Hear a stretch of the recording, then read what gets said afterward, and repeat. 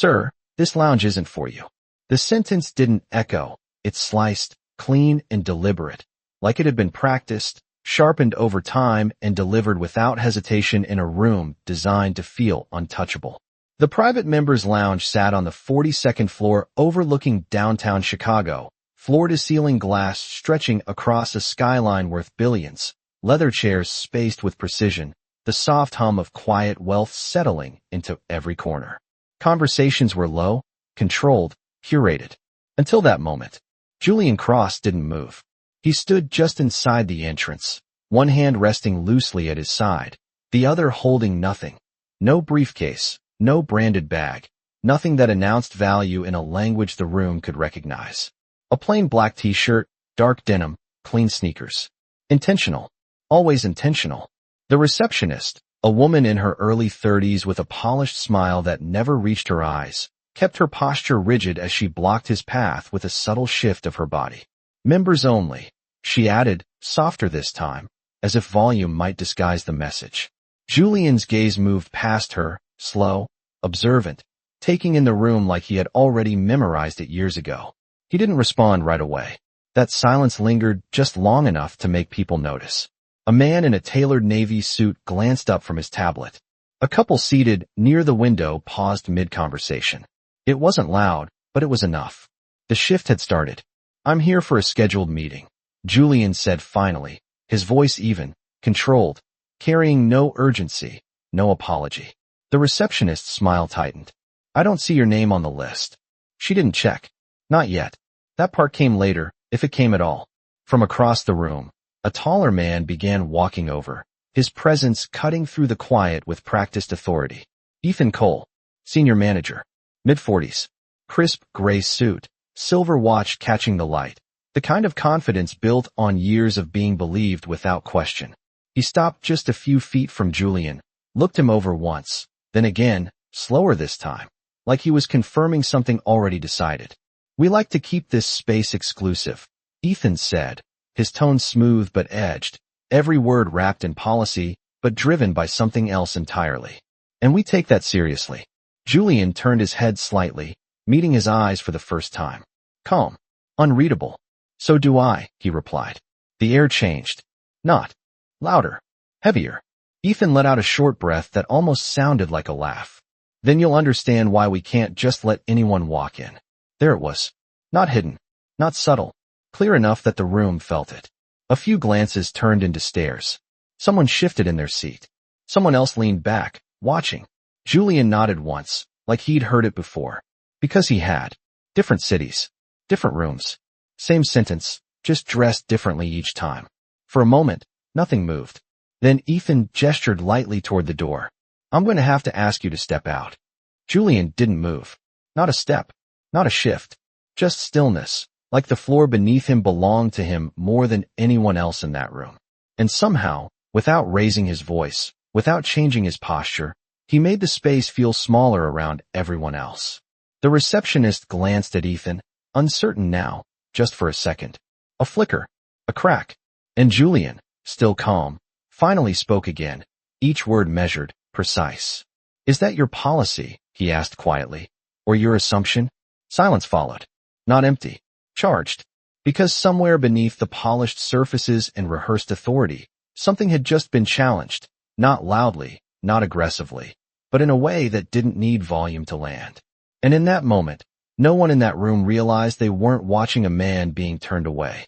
They were watching a mistake being made in real time. The silence did not break all at once. It stretched, thin and tense, like something about to snap, but never quite doing it. And that was what unsettled them more than anything else, because Julian Cross did not argue. He did not raise his voice. He did not even shift his stance. He simply remained where he was, as if the room had adjusted itself around him rather than the other way around. And that alone began to erode the confidence Ethan had walked in with just seconds earlier, because this was not how these moments usually played out. People either protested or they left, they explained themselves, or they got defensive. But Julian did none of that, and that absence of reaction made every assumption hanging in the air feel louder than any confrontation could have. Ethan straightened slightly, adjusting the cuff of his jacket, as if regaining control required something physical, something visible. Sir, I am not going to repeat myself, he said, this time with less polish and more edge. You are not on the list, and this is not a public space. Julian's eyes flicked briefly toward the reception desk where a tablet sat untouched, still dark, still unused, then back to Ethan. You have not checked the list, he said calmly, not accusing, just stating, and that landed differently than expected.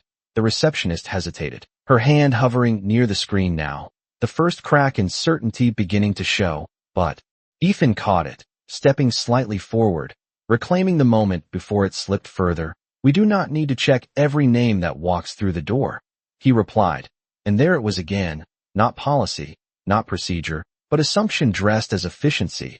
A man seated near the window shifted in his chair, lowering his phone just enough to watch more closely. A woman across the room leaned toward her companion and whispered something that did not stay quiet long enough. The room was no longer neutral. It was observing, and Julian could feel it without looking. He had felt it before in boardrooms, in banks, in offices where decisions were made before introductions were finished, and for a brief second something older moved through him. Not anger, not frustration, something quieter, something familiar. The memory of standing in a lobby 15 years earlier, just 5 blocks from here, same city, different building, younger, sharper suit, less power, more proof in his hands than anyone in the room at the time, and still being told to wait outside because he did not look like a principal investor. He remembered the glass doors closing in front of him, the reflection staring back, not defeated, just noted, cataloged, and stored for later. That moment had not broken him. It had built something else, something patient, something precise, and now here it was again, not new, just repeated. Julian blinked once, and the present snapped back into place. Ethan was still talking. Still explaining something about policy, about exclusivity, about maintaining standards.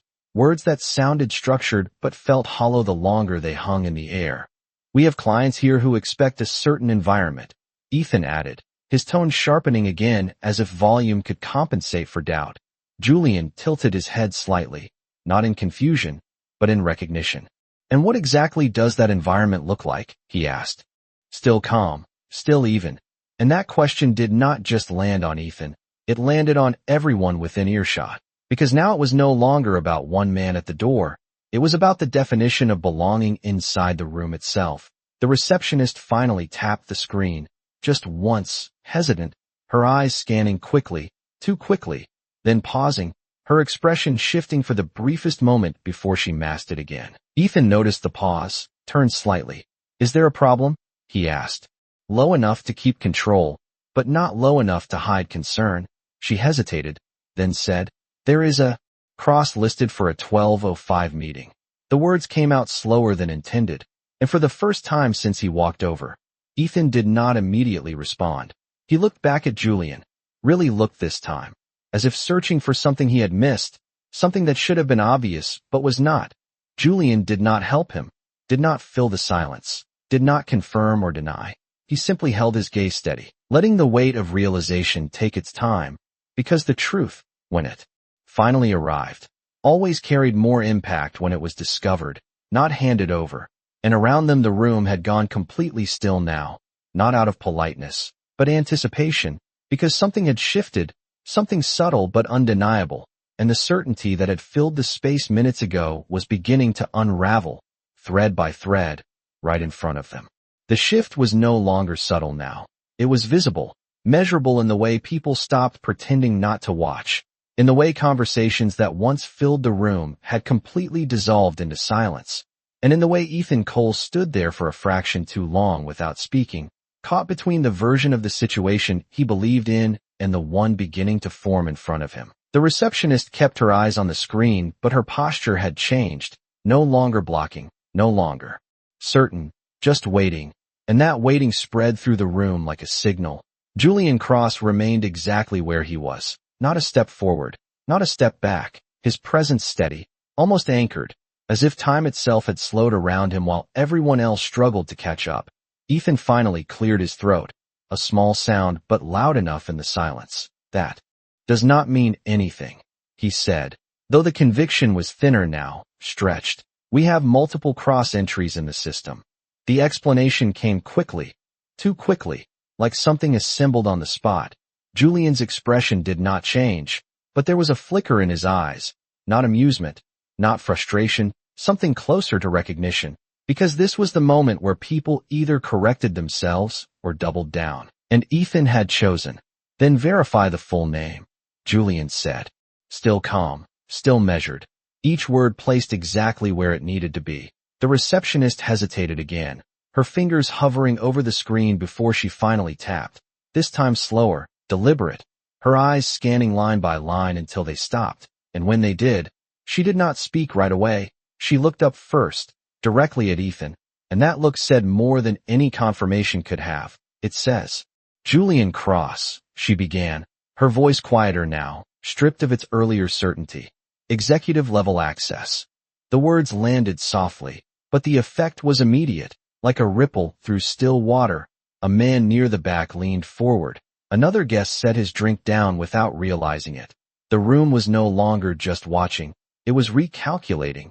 Ethan's jaw tightened, just slightly, but enough to show that something had shifted beneath the surface. Executive access does not grant unrestricted entry, he replied, holding on to the last thread of control he had.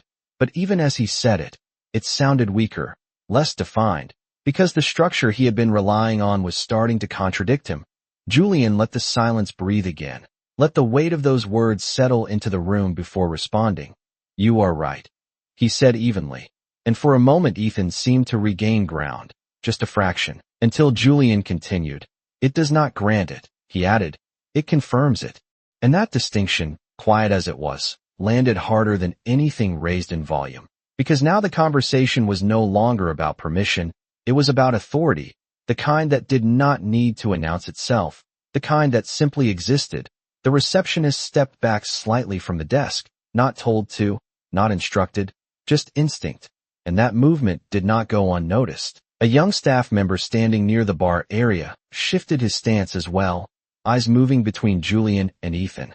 Uncertainty replacing routine, and in that growing uncertainty, something else began to surface. Doubt. Not loud, not spoken, but present. And doubt in a room like this was louder than any argument. Ethan exhaled slowly, trying to recenter himself. If you have a meeting, he said, choosing his words more carefully now, you should have checked in properly. The sentence was structured, professional, but it no longer carried authority. It carried defense. Julian's gaze did not leave him. I walked in, he replied. That was the check. In, and again, no emphasis, no push, just fact. And that was what made it harder to counter, because facts, when delivered without emotion, did not give anything to push against. They just stood there, immovable. The room felt smaller now, tighter, not because of space, but because every assumption that had been made minutes earlier was now being forced into the open, examined without the comfort of being ignored. And in that moment, one of the guests, a woman seated near the window, spoke, just loud enough for those around her to hear. He has not raised his voice once, she said, almost to herself, but not quite. And that observation, simple as it was, shifted something again, because it reframed the entire scene. This was not a disruption, not a confrontation. It was something else entirely, something quieter, something more controlled. And that control, more than anything else, began to reveal where the real power in the room actually sat. Julian did not acknowledge the comment, did not need to. He simply remained, steady, composed, letting the moment continue to unfold exactly as it was, because the truth was already moving through the room, slowly, inevitably, and there was nothing anyone could do to stop it now. The room did not recover. It recalibrated, slowly and unevenly, like something once stable now trying to find balance after a shift it could not ignore. And in the center of it all stood Julian Cross, unchanged, unaffected, as if the tension belonged to everyone else. Ethan Cole remained where he was, but the distance between authority and uncertainty had narrowed, not physically, but in the way his shoulders no longer sat as firmly, in the way his next words took just a second longer to arrive. Even if your name is in the system, he said, choosing each word with care now, there are still procedures that need to be followed. And there it was again, procedure, the shield that had been used from the beginning. But now it sounded less like policy and more like protection. Julian tilted his head slightly, not dismissing, not agreeing, just observing. Then follow them, he replied, and that response, simple as it was, shifted the burden completely, because now it was no longer about denying access. It was about executing a process that had already begun to contradict itself. The receptionist glanced back at the screen again, her eyes moving faster this time, scanning deeper, and then she paused, her posture tightening just slightly. "There is a note here," she said quietly, almost hesitant to read it out loud. Ethan looked at her, expecting clarity, expecting something that would restore order. "Read it," he said, though his tone carried less command than before. She swallowed once, then continued. "Owner-level clearance. Unrestricted access authorized." The words landed heavier than anything else spoken so far, not because they were louder, but because they removed every remaining layer of doubt that had been holding the situation together. A quiet ripple moved through the room, not a sound exactly, more like a shared realization passing from one person to another. The man near the window leaned back slowly, his expression no longer curious but certain. The woman beside him lowered her voice, but not enough to hide the shift. "They stopped him," she whispered, and that statement, simple and factual, carried more weight than any accusation could have. Ethan's face changed, not dramatically, but enough for those watching to see that something had finally broken through. He looked at Julian again, but this time there was no quick judgment, no immediate assumption, just a longer, more careful look, as if trying to reconcile the man in front of him with the information now impossible to ignore. Julian did not help him, did not confirm, did not step forward to claim anything.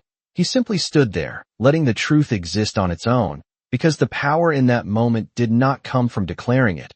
It came from allowing others to realize it themselves, and realization, once it began, did not stop. A younger staff member near the bar took a small step forward, hesitant but compelled. "Sir," he said, addressing Ethan but glancing at Julian.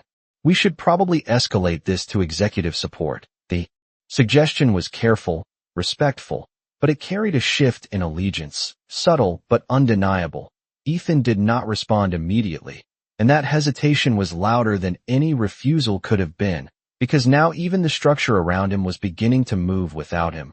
Julian's gaze moved briefly across the room, not searching, not scanning, just acknowledging. And for a fraction of a second his eyes rested on the skyline beyond the glass, the same skyline he had spent years building into.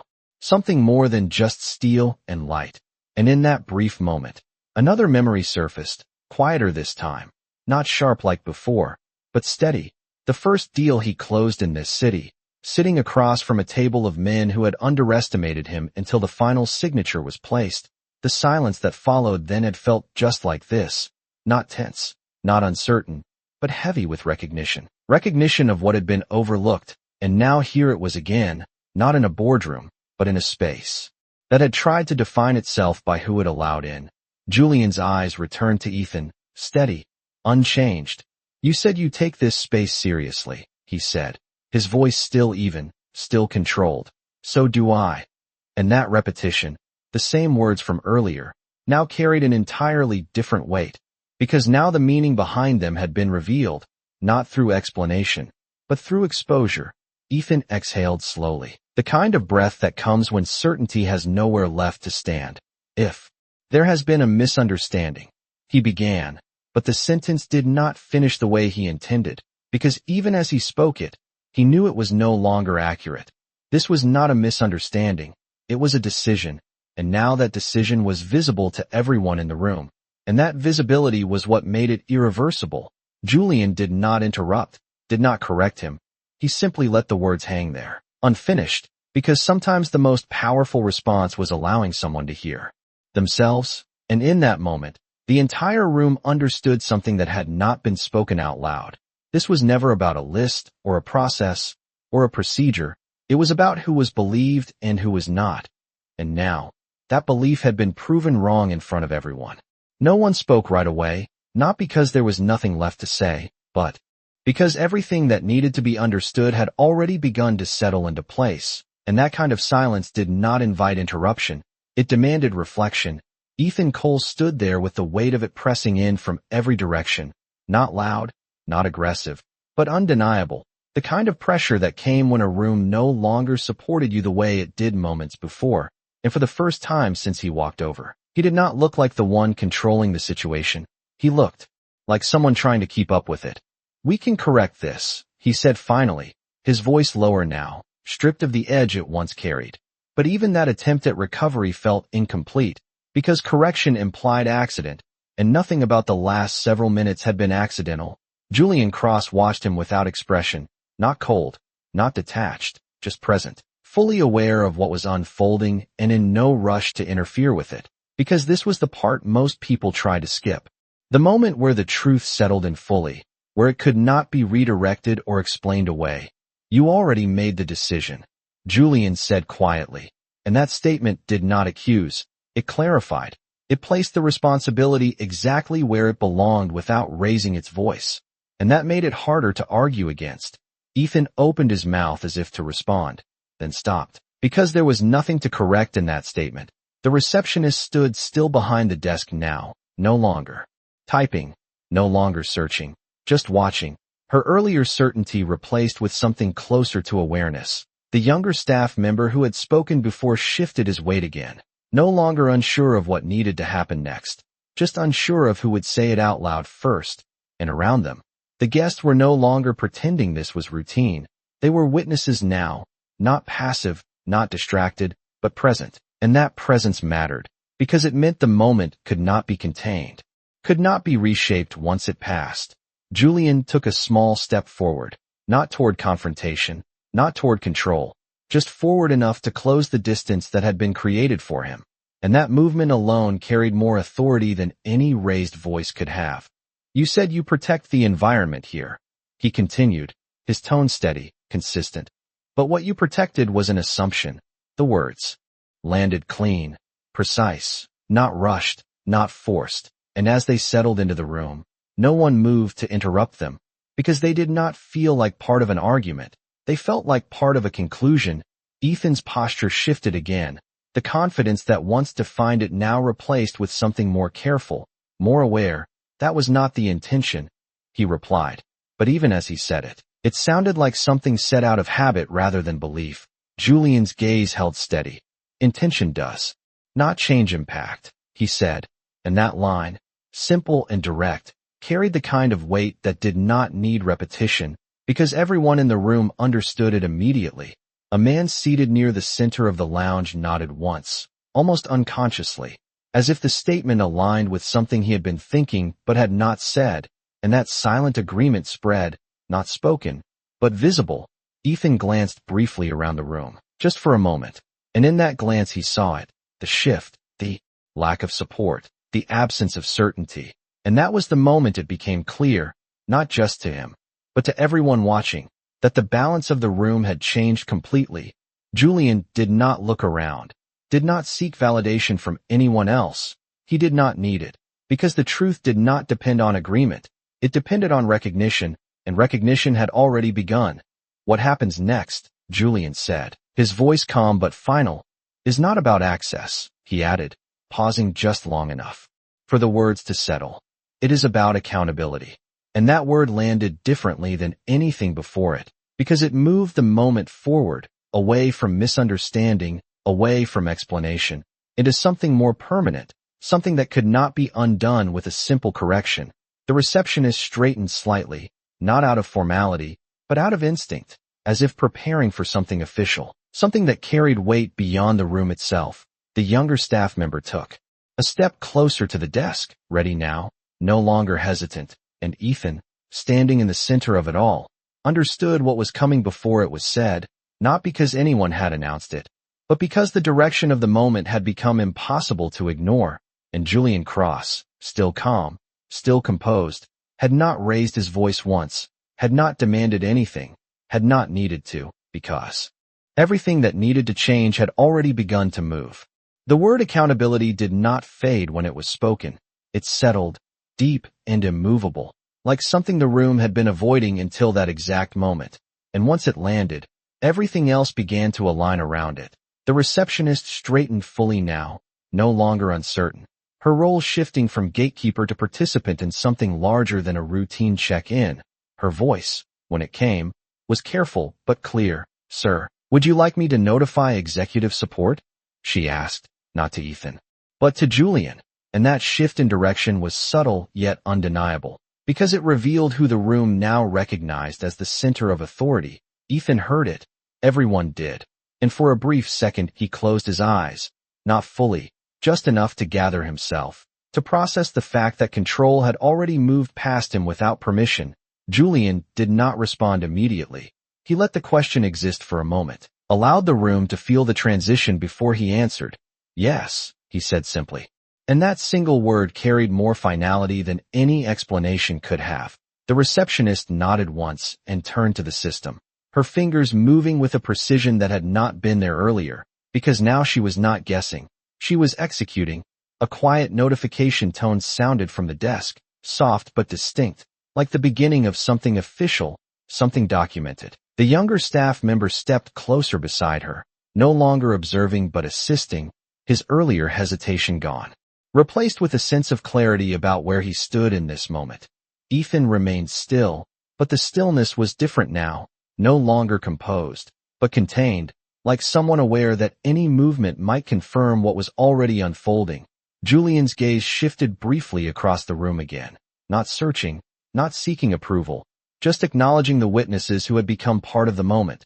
The man near the window gave a small nod, not to Ethan, not to the staff, but to Julian, a quiet recognition of what had just been revealed. And that recognition mattered, not because it changed anything, but because it confirmed that the truth had been seen, not just spoken. "This is not necessary," Ethan said finally, his voice lower than before, almost measured, but carrying a trace of urgency now. "We can resolve this internally." And that word internally hung in the air like a last attempt to contain what had already expanded beyond the room. Julian looked at him, not dismissing, not reacting, just steady. "It was internal when you made the decision," he replied. "Now it is visible."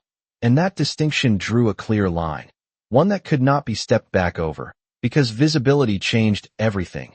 It meant the moment no longer belonged to a single perspective. It belonged to everyone who had witnessed it. The receptionist paused briefly, glancing at Julian again.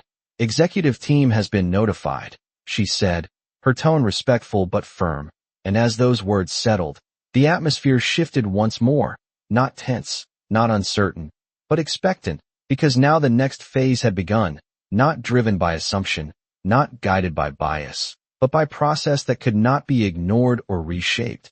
Ethan's shoulders lowered slightly, not in defeat, but in recognition, the kind that comes when the outcome is no longer something you can influence. And, for the first time, he did not try to fill the silence that followed, because there was nothing left to say that would change what had already been set in motion. Julian stood as he had from the beginning, calm, grounded, unchanged, but the room around him had transformed completely.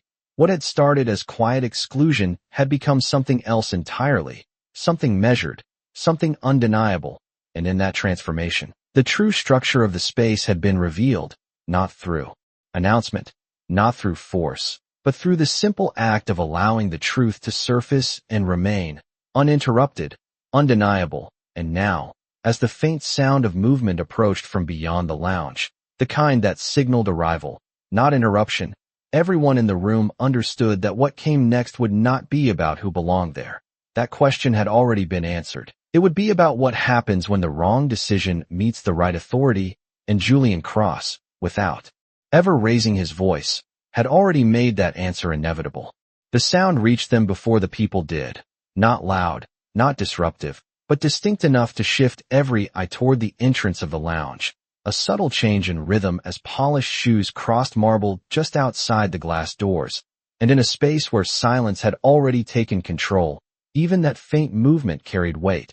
The receptionist glanced up first, then the younger staff member beside her, and then the rest of the room followed, attention drawn not by curiosity anymore, but by expectation, because something had already been set in motion and now it was arriving.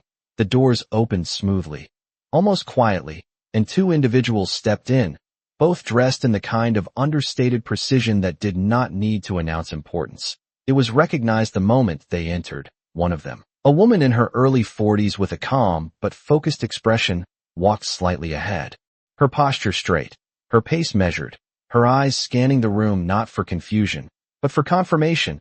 Her name was Rebecca Langford, part of the executive oversight team, and though no one said it out loud, her presence alone carried authority that did not need explanation. She stopped just inside the room, her gaze moving once across the space before settling directly on Julian Cross. And in that moment, something shifted again, not in tension, but in clarity, because recognition had now become official. "Mr. Cross," she said, her voice calm, professional, but carrying a level of respect that had not been present in the room until now. "Thank you for your patience." And that sentence, simple as it was, landed like a final confirmation of everything that had been unfolding. Julian gave a slight nod, not acknowledging the apology, but the accuracy of the moment. Ethan stood a few feet away, watching, and for the first time, he was no longer part of the center of the interaction. He had been moved to the side without anyone needing to tell him to step back. And that shift, quiet and unspoken, carried more weight than any formal instruction could have.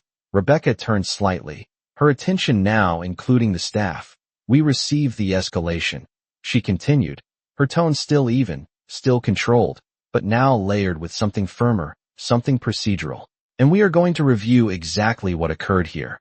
There was no accusation in her voice, no raised volume, but there was no ambiguity either, because the process she referenced did not depend on interpretation. It depended on fact. The receptionist straightened again, this time with a different kind of awareness, not uncertainty, but accountability. The younger staff member stepped back slightly, giving space, understanding his role had shifted again, and Ethan, still standing where he was, felt the full weight of the moment settle in, not because anything had been said directly to him yet, but because everything that needed to be understood had already been made clear. Julian remained calm, unchanged, as if the arrival of authority did not alter his position, because it never had. It simply aligned the room with what had already been true from the beginning. Rebecca looked at him again. "If you would like, we can move this conversation to a private office," she offered, professional, appropriate, controlled, but Julian shook his head slightly, not dismissive, just certain. "No," he said quietly. "This is where it started." And that response carried its own meaning, not confrontational, but intentional, because it acknowledged that the moment belonged to the space in which it occurred, and that space now included everyone who had witnessed it. Rebecca paused for a brief second, then nodded, understanding immediately, because there are moments where transparency carries more weight than privacy, and this was one of them. She turned her attention toward Ethan now, not aggressively, not sharply, but directly. "Mr. Cole," she said, her tone unchanged, but her focus precise. "I am going to need a clear explanation of the decision made upon Mr. Cross's arrival." And that request, though phrased as procedure, carried the full force of accountability behind it. The room remained silent, not out of discomfort, but out of recognition, because now the moment had reached its next phase, the one where truth was no longer implied, it was required, and Ethan, standing in that space, understood that the question he was being asked was not just about what he had done, it was about why he had believed he could do it, and for the first time since this began, there was no immediate answer ready to meet it. The question did not echo, but it lingered, suspended in the air between Rebecca Langford and Ethan Cole like something that demanded more than a quick answer, because it was not just about what had happened, it was about the reasoning behind it, and that was where the weight truly sat. Ethan shifted his stance slightly, not enough to appear unsettled, but enough to reveal that the certainty he once carried had thinned. There was a concern regarding verification. He began, choosing words carefully now, each one placed with intention, but lacking the confidence they once held. Mr. Cross entered without checking in through standard protocol. The explanation sounded structured, but in the silence of the room, it felt incomplete, because everyone present had already seen how that protocol had been applied, and more importantly, how it had not been applied equally. Rebecca listened without interruption, her expression neutral, but attentive, the kind of listening that did not rush, did not react, but absorbed every detail for what it was worth. "And what specifically raised that concern?" she asked, her tone unchanged, but the precision of the question narrowing the space Ethan had to respond. He hesitated, just for a fraction of a second, but that pause was enough, because it revealed that the answer was not as straightforward as the explanation suggested. He was not recognized as a member. Ethan replied finally, though even as he said it, the statement felt less like an answer and more like a deflection. Julian stood nearby, silent, not intervening, not correcting, because the truth did not need assistance now. It was unfolding on its own, and sometimes the most powerful position was to allow others to define their own actions in front of it. Rebecca's gaze remained steady. "Recognition is not a requirement for access when authorization is already present," she said, not sharply, not accusingly, just stating, and that statement carried more weight than any raised voice could have, because it removed the last layer of justification that Ethan had attempted to rely on. A quiet shift moved through the room again, not in sound, but in understanding, because now the conversation had moved beyond surface-level explanation into something more exact, something that could not be reframed. Ethan's jaw tightened slightly, the realization becoming clearer with each exchange. "We were maintaining the integrity of the environment," he added, attempting once more to ground his decision in policy. But the words now felt distant, disconnected from the moment they were meant to support. Rebecca nodded once, acknowledging the statement without agreeing with it. "Integrity," she repeated softly, as if considering the word itself. Then she looked briefly around the room, taking in the guests, the staff, the space that had been affected by the decision, before returning her attention to Ethan. "Integrity is demonstrated through consistency," she said, her tone still calm, but now carrying a quiet firmness that did not leave room for interpretation, not assumption. And that final word landed with a clarity that did not need emphasis, because it named what had been present from the beginning, what had shaped the entire interaction without ever being stated directly. The receptionist lowered her gaze slightly, not out of guilt, but out of recognition, understanding now the role she had played in allowing the moment to unfold the way it did. The younger staff member stood still, his earlier uncertainty replaced with a clear awareness of what had been revealed, and the guests, still watching, still present, no longer needed to interpret what they had seen, because it had now been articulated in a way that made it undeniable. Julian remained composed, his silence now carrying a different kind of presence, not just steady, but authoritative, because the conversation had reached a point where his position no longer needed to be explained. It had been confirmed through every response given. Rebecca turned slightly toward him again. "Mr. Cross," she said, her voice measured, respectful. "Would you like to add anything before we proceed?" And for the first time since she had entered, the focus shifted back to him directly, not as a subject of the situation, but as someone with the authority to define what came next. Julian took a brief moment before responding, not because he needed time, but because he understood the weight of what he said next would carry beyond the room, beyond the moment. "No," he said quietly, then added, "everything that needed to be said is already clear."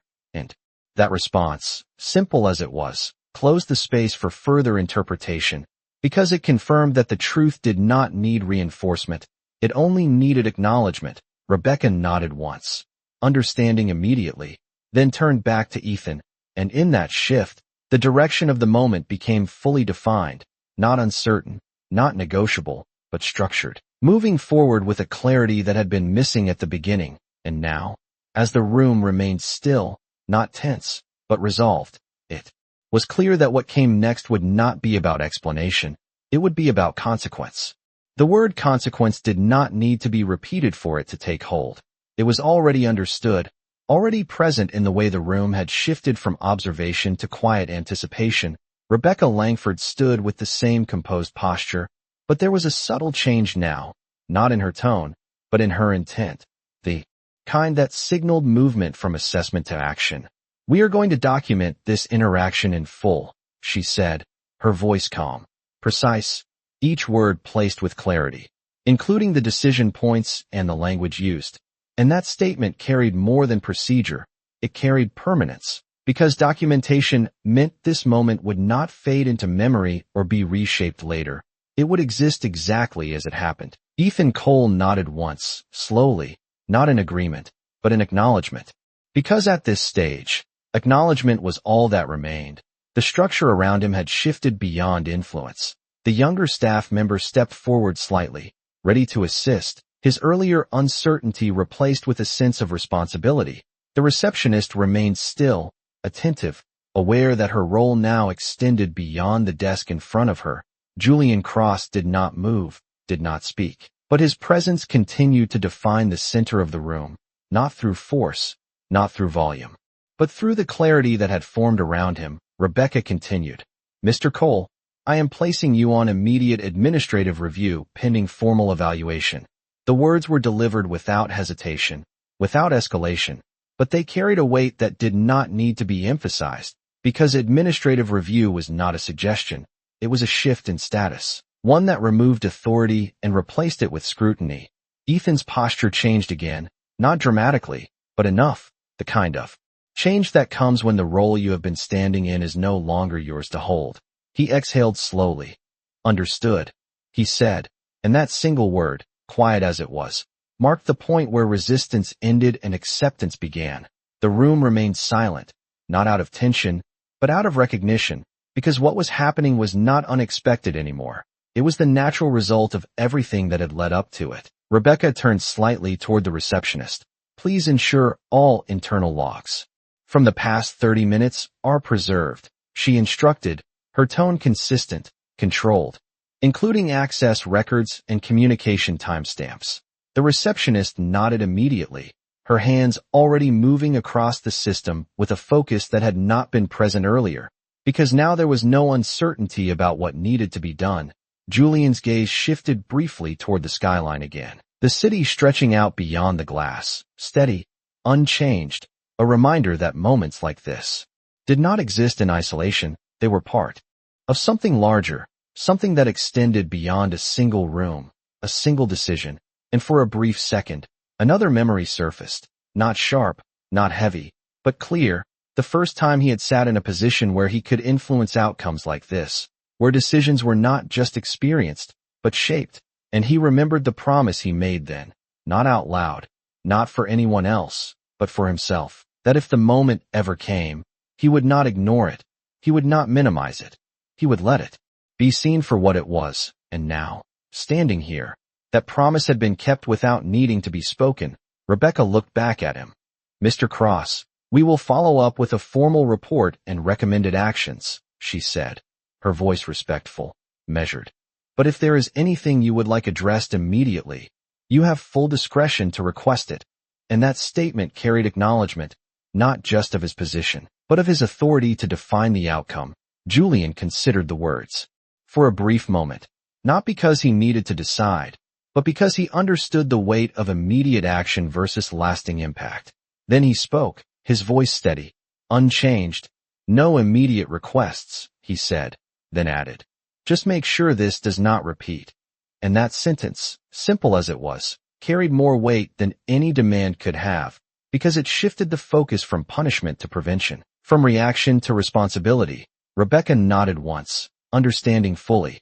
"It will be addressed," she replied, and there was no hesitation in her voice, because the direction had already been set, the process had already begun, and the outcome, while not yet finalized, was no longer uncertain. Ethan remained still, no longer at the center, no longer in control, but fully aware of the moment he had become part of, not as the authority, but as the example. And around them, the room held its silence, not out of discomfort, but out of clarity, because what had unfolded here was no longer just an interaction. It was a turning point, one that would remain long after the room returned to its usual quiet. And Julian Cross, without raising his voice, without demanding recognition, had made that inevitable. The room did not return to normal, not yet, because normal no longer fit what had just unfolded. The silence that followed was no longer tense or uncertain. It was settled, like something had been corrected at a level deeper than procedure. Rebecca Langford stepped slightly to the side, giving space back to the room, while still holding the authority that had just redefined it. The receptionist continued working quietly at the terminal, logging, preserving, documenting. Each keystroke a reminder that this moment was no longer temporary. It was being recorded into the structure of the institution itself. Ethan Cole remained where he stood, but he no longer occupied the space the same way. The confidence that once filled his posture had been replaced with stillness, not defensive, not reactive, just aware that the version of the room he had operated in minutes ago no longer existed. Julian Cross stood at the center of it all, unchanged, composed, his presence steady in a way that did not demand attention but held it anyway. And as the quiet stretched, something else began to shift, not in authority, not in process, but in perception. The guests who had watched everything unfold were no longer just observers. They were participants in understanding. The man near the window leaned forward slightly, resting his hands together, no longer distracted, no longer casual, but engaged in a way that suggested something had stayed with him. The woman beside him spoke softly, but clearly enough to carry. "He never had to prove anything," she said. And that statement, simple as it was, moved through the room with a quiet resonance, because it captured what had made the moment different. Julian had not argued, had not defended himself, had not adjusted to fit the expectation placed on him. He had remained exactly who he was, and that had been enough to expose everything else. Rebecca glanced briefly toward Julian again, not to confirm anything, but to acknowledge the clarity that now defined the space. Then she addressed the staff once more, her voice measured, consistent, effective immediately. "All team members assigned to this floor will undergo a compliance review regarding access protocol and bias training," she said, not raising her voice, not emphasizing the directive, but making it clear that the outcome extended beyond a single individual, beyond a single moment, into the structure that allowed it to happen. The younger staff member nodded once, absorbing the instruction, understanding that this was not just a correction, it was a reset. The receptionist paused for a second, then continued typing, her movements more deliberate now, as if each action carried weight beyond routine. Ethan listened, his gaze lowered briefly, not in defeat, but in recognition, because the consequences were no longer isolated. They had expanded, and in that expansion, the full impact of the decision made earlier had become visible. Julian finally moved, just a small shift forward, not toward dominance, not toward control, but toward continuation, because for him, this moment, while significant, was not an end. It was part of a larger pattern he had seen before, experienced before, and now, addressed without disruption, without escalation. He reached into his pocket and retrieved his phone, glancing briefly at the time, then back up at Rebecca.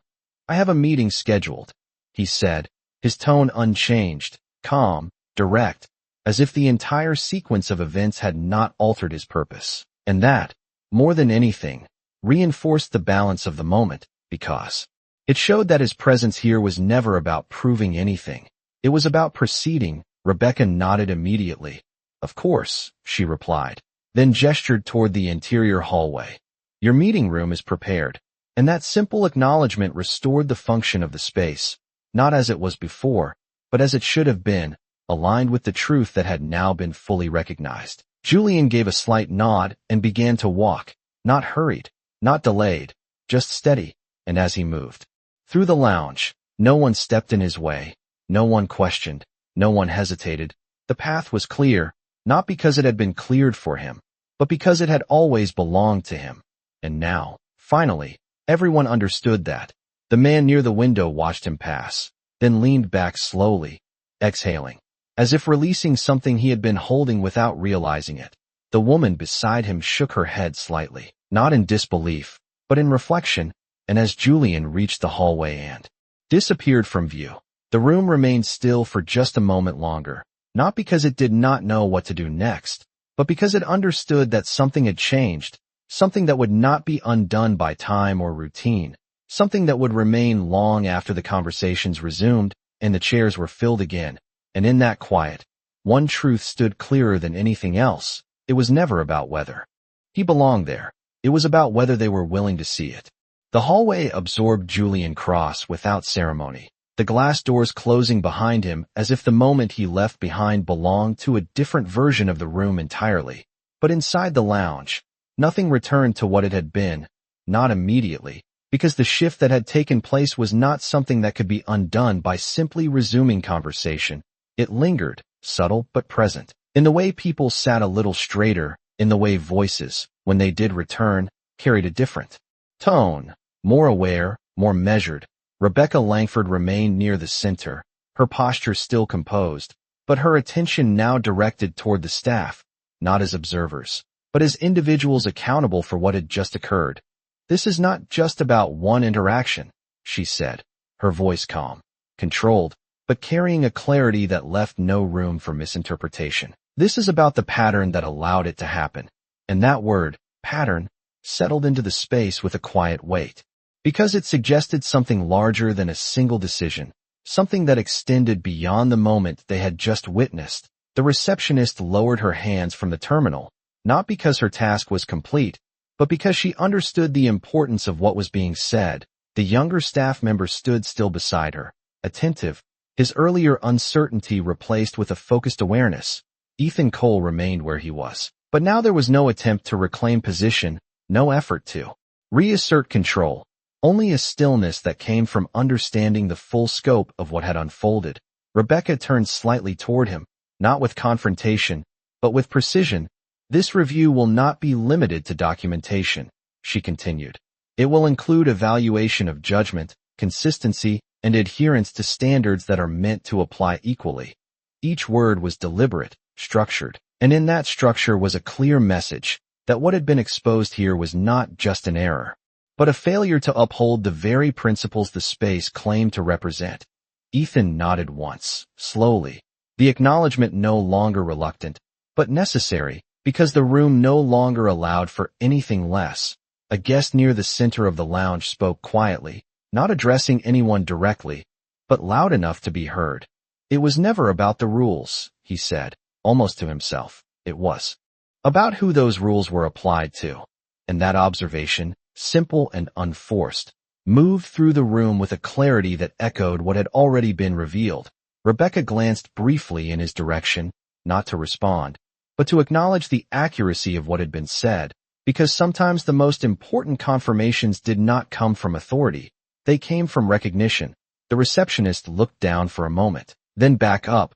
Her expression changed, not defensive, not uncertain, but reflective, as if she was seeing the interaction not as it had been presented, but as it truly was. And that shift mattered, because awareness was where change began. The younger staff member exhaled slowly. The tension he had carried earlier now replaced with something steadier, something more grounded, and in that grounding, there was a quiet understanding that what had happened here would not be dismissed or minimized. It would be addressed, fully and directly. Rebecca stepped slightly to the side, allowing the space to breathe again, but her presence remained, not as an interruption, but as a reminder of the standard that now defined the room. And as the minutes passed, the lounge began to move again, slowly, carefully, conversations returning in softer tones, movements more deliberate. But beneath it all, something had changed, not visibly, not dramatically, but fundamentally, because the assumptions that once operated quietly in the background had been brought into the open, examined, and corrected. And that kind of shift did not disappear. It stayed.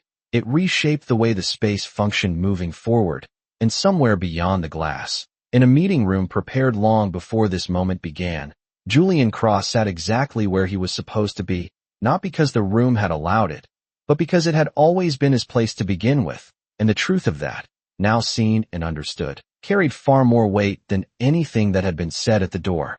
Inside the conference room down the hall, the atmosphere was different, not because it was quieter, but because it was aligned, the long glass table reflecting the skyline beyond, as if the city itself had taken a seat in the room.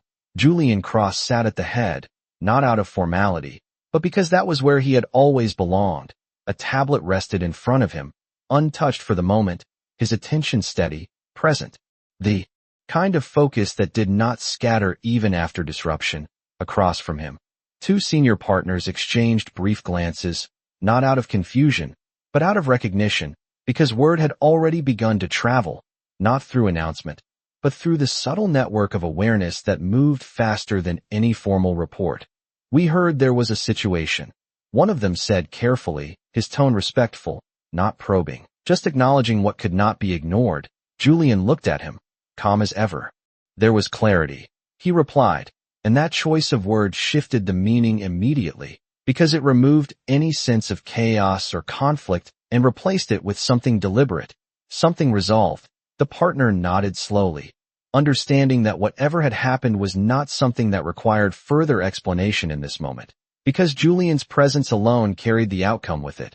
Back in the lounge, the shift continued to ripple outward, not in loud reactions, but in quiet adjustments. The receptionist moved with more intention now, her posture reflecting a level of awareness that had not been there before.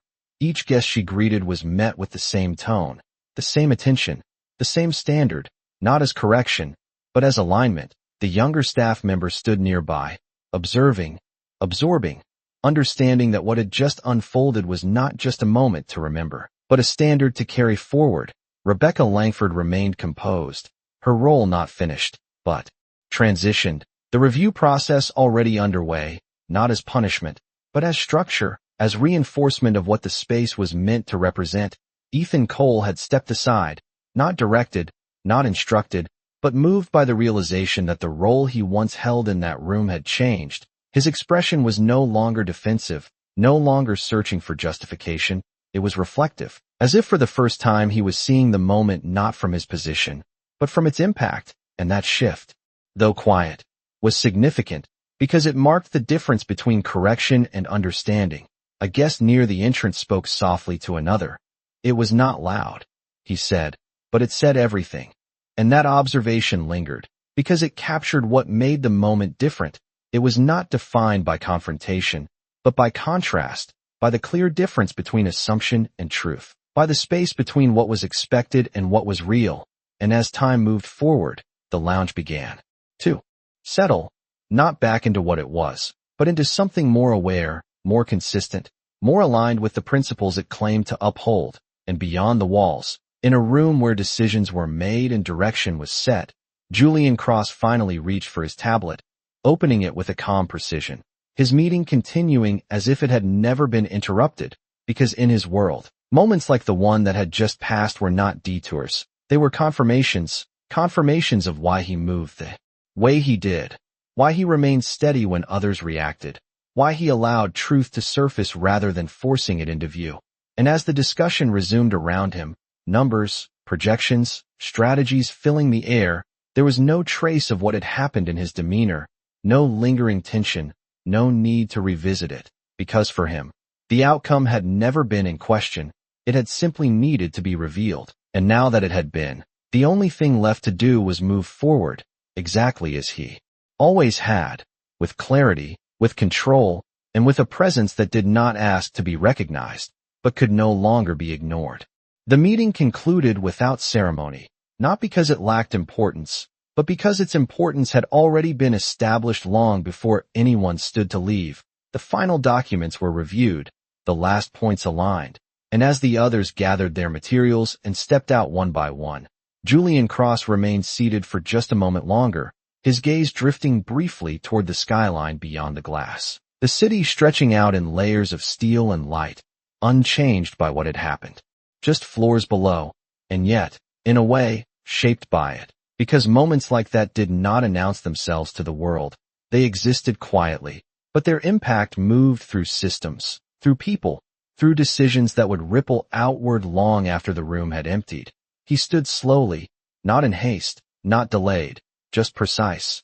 And as he stepped into the hallway once more, the space greeted him differently, not with attention, not with spectacle, but with alignment, the kind that did not need to be spoken, because it had already been understood. Back in the lounge, the rhythm had returned, but it was not the same rhythm. It was steadier, more deliberate, as if every movement now carried a layer of awareness that had not existed before. The receptionist met each guest with the same level of presence, not out of obligation, but out of understanding. The younger staff member moved with quiet confidence, no longer unsure, but grounded in the clarity of what the space now required. Rebecca Langford stood near the edge of the room, reviewing notes on a tablet, her role still active, still shaping what would come next. Because the process had not ended, it had only begun, and Ethan Cole, no longer at the center, stood in a different posture, not removed, but repositioned, his gaze no longer scanning for control, but fixed in thought, in reflection, in the kind of internal recalibration that could not be forced, only realized. And as Julian stepped back into the lounge, no one stopped him, no one questioned, but more importantly, no one assumed. The space responded not to appearance, but to presence, and that shift, though subtle, was complete. Rebecca looked up as he entered, offering a small nod, not formal, not rehearsed, just acknowledgement. "Everything is in motion," she said quietly, and Julian returned the nod just as simply, because that was all that needed to be said. He paused for a brief second, not because he had to, but because he chose to, his gaze moving once across the room, taking in the details, the people, the space that had revealed itself in a way it could not take back. And then he spoke, not loudly, not to command attention, but clearly enough to be heard. "This was never about access," he said, his voice steady, measured. "It was about recognition." The room did not respond with sound, but it responded with stillness, the kind that signaled understanding. Because those words did not introduce anything new, they confirmed what had already been felt, what had already been seen. Julian continued, just one step further. "You did not fail to recognize me," he said, his gaze steady. "You chose not to." And that distinction, quiet as it was, settled deeper than anything before it, because it named the truth in a way that could not be redirected, could not be softened, and yet it carried no anger, no accusation, only clarity, the kind that leaves no room for misunderstanding. He let the silence hold for a moment longer, then added, "Make sure that choice is never made again." And with that, the moment reached its end, not with force, not with finality, but with resolution, because everything that needed to change had already begun to change. Julian turned and walked toward the exit, his steps steady, unhurried, and as the doors closed behind him, the room remained, not as it had been, but as it needed to be, carrying forward not just the memory of what had happened, but the understanding of why it mattered. And in that understanding, something permanent had been set in place, not through volume, not through confrontation, but through the quiet, undeniable presence of truth.